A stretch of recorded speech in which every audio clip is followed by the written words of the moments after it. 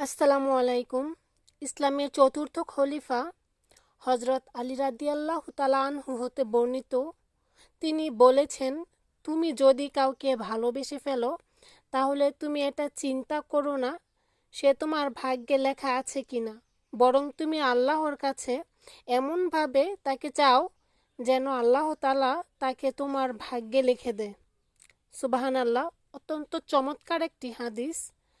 এই বিষয়টি থেকে আমরা একটি কথা বুঝতে পারি, যদি বান্দা মন থেকে ভালোবেসে আল্লাহর দরবারে কিছু চায় তাহলে ভালোবাসার মানুষকে নয় বরং মহান আল্লাহ তাআলাকেই পাওয়া যায়।